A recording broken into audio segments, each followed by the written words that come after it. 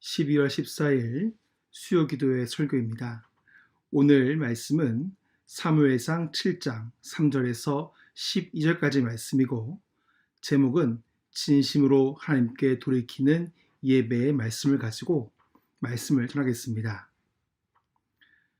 왼손으로 때리고 오른손으로 안아주는 엄마라는 책이 있습니다. 자녀들의 신앙교육을 다룬 책인데, 이 책의 내용 중에 예배하는 법을 가르치라라는 장에서 이렇게 이야기하고 있습니다. 매주 아이들을 교회에 들어가 앉혀놓으면 어떤 영적인 작용으로 인해 자연스럽게 하나님을 예배하는 법을 배우게 된다고 생각을 하는가? 하지만 이는 잘못된 생각이다. 수영을 가르치겠다고 아이들을 호수 한 가운데로 던져놓은 것과 비슷하다. 스스로 헤엄치기를 터득하는 아이도 있을 것이고, 허우적거리다가 위험에 처하게 되는 아이도 있을 것이며, 어떻게든 무트로 빠져나왔으나 다시는 물 근처에 얼씬도 하지 않으려고 하는 아이도 있을 것이다. 엄마는 아이들에게 이렇게 예배하는 법을 가르쳐줘야 된다. 첫 번째, 교회의 주보를 읽게 하라. 두 번째, 스스로 찬송가를 따라 찾고 부르도록 하라. 헌금 내는 이유를 설명해주고 스스로 헌금을 내도록 도우라. 네 번째, 함께 성경을 읽는 것이 왜 중요한지 설명하라. 다섯 번째, 설교를 주의 깊게 듣는 법을 가르치라.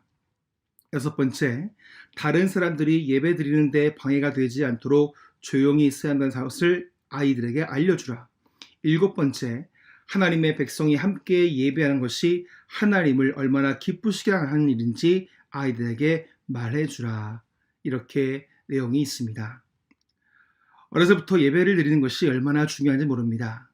이스라엘 민족이 부패하고 타락한 시점은 이전 세대가 다음 세대에게 하나님에 대해서, 예배에 대해서, 말씀에 대해서 가르치는 것이 멈춰진 때부터입니다.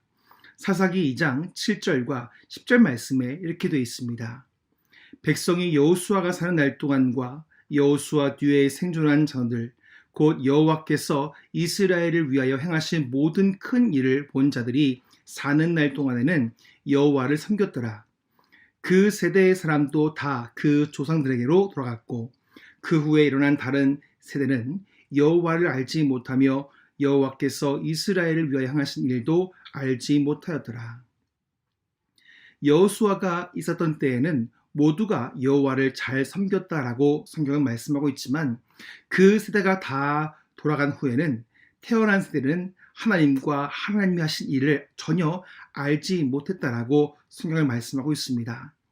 사사기 시대를 보면 이 제사장들은 있었고 제사도 드렸지만, 하나님이 어떤 분인지, 이 제사를 어떻게 드려야 하는지에 대해서 제대로 아는 사람이 없었습니다. 그래서 자신이 원하는 대로 제사를 드렸고, 자신이 원하는 대로 제사장을 세웠고, 조상부터 알고 있던 하나님과의 관계, 또 지금 자기들이 믿는 그 우상도 같이 섬겼던 시대였습니다. 이런 시대에서 하나님은 기도하는 여인 한나를 통해서 사무엘을 이 세상에 나타내셨습니다. 그리고 하나님은 사무엘을 통해서 이스라엘 민족이 하나님을 반드시 찾아야 하고 하나님을 만나야 하는 이유들에 대한 말씀을 전했습니다. 우리가 주일이 되면 사람들은 대개 예배를 드리러 간다라고 이야기합니다. 그런데 아직도 많은 이 성도님들이 예배를 보러 간다라고 이야기하는 사람들도 있습니다. 예배를 보는 것과 예배를 드리는 것은 분명 차이가 있습니다. 사사기 시대와 사무엘 시대 사람들은 하나님께 예배를 드리는 자들이 아니라 예배를 보러 가는 사람들이 많았습니다. 쉽게 말해 제사 드리는 모습을 구경하는 구경꾼에 지나지 않았다라는 말입니다.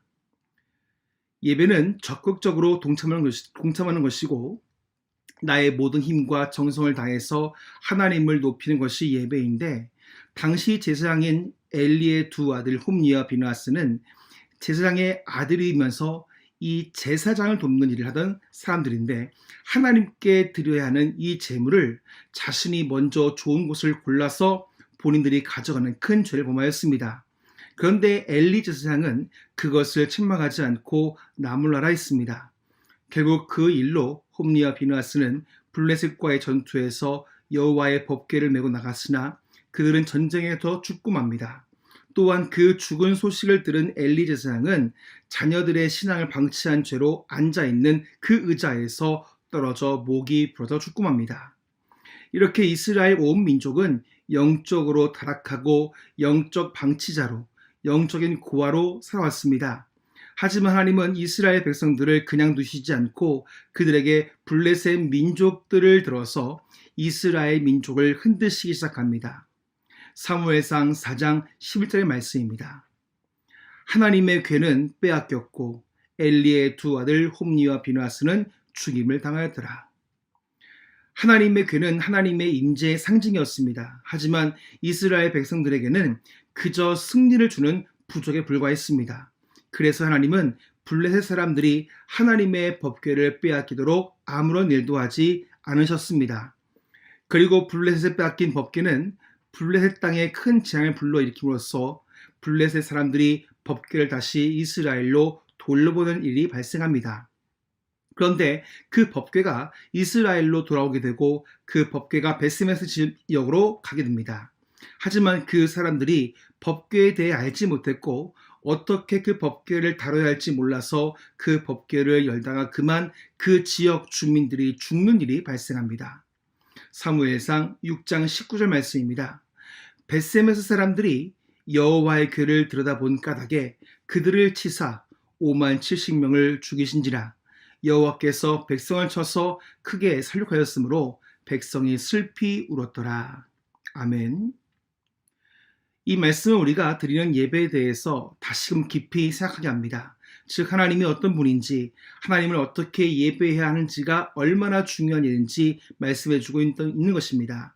하나님은 거룩하시기 때문에 죄인 인간은 하나님께 갈 수 없고 간다고 하더라도 그 죄로 인해서 죽게 되는 것입니다. 예배라는 것은 하나님의 구속함을 받은 백성들이 드리는 경배의 행위가 예배입니다. 이런 점에서 우리가 읽은 말씀을 보면서 하나님께서 이 말씀을 통해서 우리에게 부르짖는 외침의 이유를 들을 수 있습니다. 사무엘상 7장 1절에서 3절까지 말씀을 제가 봉독하겠습니다. 기럇 여아린 사람들이 와서 여호와의 궤를 옮겨 산에 사는 아비다랍의 집에 들여놓고 그의 아들 엘리야사를 거룩하게 구별하여 여호와의 궤를 지키게 하였더니 궤가 기앗 여아림리에 들어간 날부터 20년 동안 오래 있은지라. 이스라엘 온 족속이 여호와를 사모하니라. 사무엘이 이스라엘 온 족속에게 말하여 이르되 만일 너희가 전심으로 여호와께 돌아오려거든 이방 신들과 아스타로스를 너희 중에서 제거하고 너희 마음을 여호와께로 향하여 그만을 섬기라. 그리하면 너희 블레셋 사람의 손에서 건져내시리라. 아멘. 이 말씀을 보면 우리가 어떻게 예배를 드려야 하는지에 대해서 잘 나타내주고 있습니다. 이 절을 보시면 이스라엘 온 족속이 여호와를 사모하니라 라고 말씀하고 있습니다. 사모한다는 말은 애틋하게 생각하고 그리워다라는 뜻입니다. 그런데 사모의 이 모자는 한자로 그릴 모자입니다. 그런데 이 글자의 뜻이 사랑하는 마음으로 간절히 생각하다라는 뜻입니다. 다시 말해서 하나님을 사랑하는 마음으로 간절히 생각하고 기대하는 것부터가 이미 예배의 시작이라는 뜻입니다. 신명기 6장 5절 말씀을 보면 너는 마음을 다하고 뜻을 다하고 힘을 다하여 내 하나님 여호와를 사랑하라 라고 분명하게 말씀하고 있습니다. 우리가 예배를 회복해야 한다고 외치고 있지만 성경의 대답은 진정한 예배의 회복, 전심으로 하나님께 돌이켜야 할 예배는 하나님을 사랑하는 마음을 회복하는 것입니다. 이제 얼마 후면 성탄절이 찾아옵니다. 성탄절은 하나님이 우리를 사랑하심을 나타내신 날이 성탄절입니다. 성탄절을 크리스마스라고 합니다. 마스는 라틴어로 예배라는 뜻입니다. 크리스는 바로 그리스도를 말합니다. 결국 성탄절이란 이 땅에 오신 아기 예수님을 예배한 날이 크리스마스입니다. 하지만 세상은 예수님을 예배하지 않습니다. 성탄의 주인은 예수님이 아니라 산타가 되었고 연인이 되었고 선물이 되었습니다. 예수님을 예배하는 것이 아니라 전혀 다른 것을 예배하고 사랑하는 것입니다. 하나님은 우리를 사랑하셔서 그 아들을 우리에게 주셨는데 우리가 하나님을 사랑하지 않는다면 우리의 예배와 기도는 무슨 의미가 있겠습니까? 오늘 이 밤에 우리가 가슴 깊이 생각하고 전심으로 돌이켜야 할 것은 하나님을 사랑하는 마음입니다. 예배가 무엇입니까? 하나님의 사랑을 높이는 날이 예배입니다. 하나님을 사랑하는 마음으로 모든 것을 다해 하나님을 높이는 날입니다. 이번 대강절 그리고 다가오는 성탄절은 우리가 하나님을 사랑하고 그 사랑으로 드리는 예배가 회복되는 새로운 시작 되기를 축복합니다.